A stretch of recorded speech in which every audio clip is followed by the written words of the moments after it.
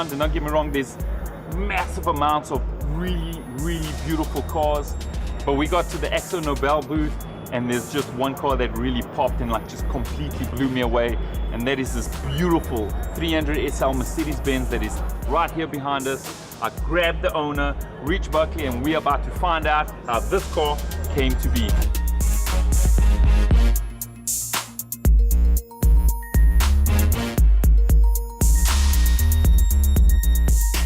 Rich, it's a blessing and honor to have you with us, man. Nice to meet you, man. Tell us a little bit more about this car and how it came to be. I acquired the car about 4 years ago.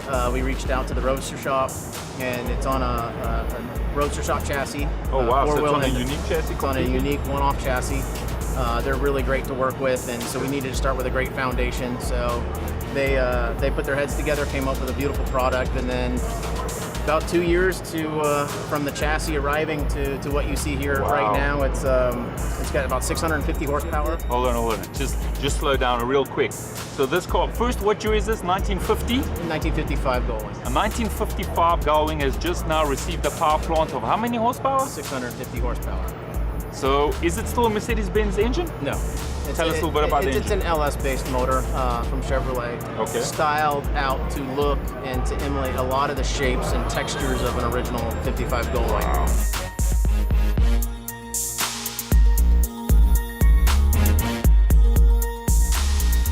You also said something really, really interesting. You said it's pedal shifted? We did actually get the paddle shifters in this car. We had to integrate it into this car, and to get it to fit within the footprint and the steering design. It looks pretty classic, looks elegant, it doesn't jump out at you. Yeah, man. You can almost walk by and not see the paddle shifters in there because the way he placed the paddles, and then it's all the same colors.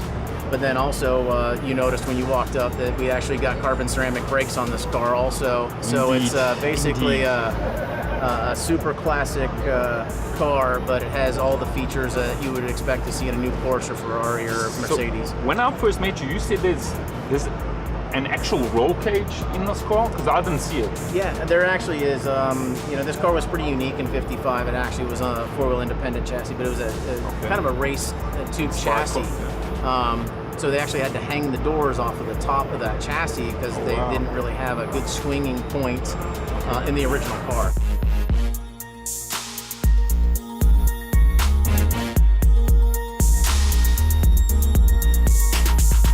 I want to speak about a little bit about the color choices in this car, because they really go well together. Was that your choice? It was something we talked about early on. There was 1,400 Gullwings made. 3 of them out of those years that they were produced were in an anthracite gray metallic.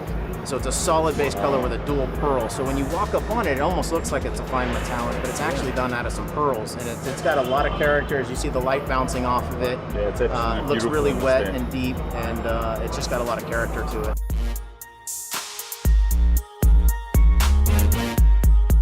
Tell us a little bit more about the wheels and suspension, Julie.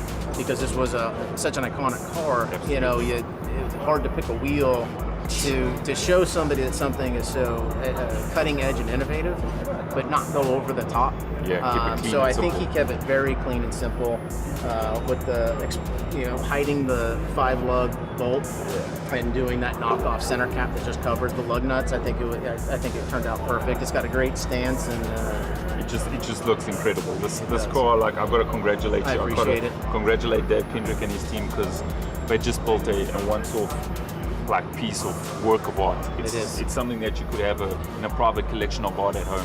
Thank you very much for your time. Appreciate it. Thank you, Blessings upon you. Have a great week. I'm looking forward to seeing you actually put the pedal to the floor and maybe hit a racetrack with us at least once. You will see it.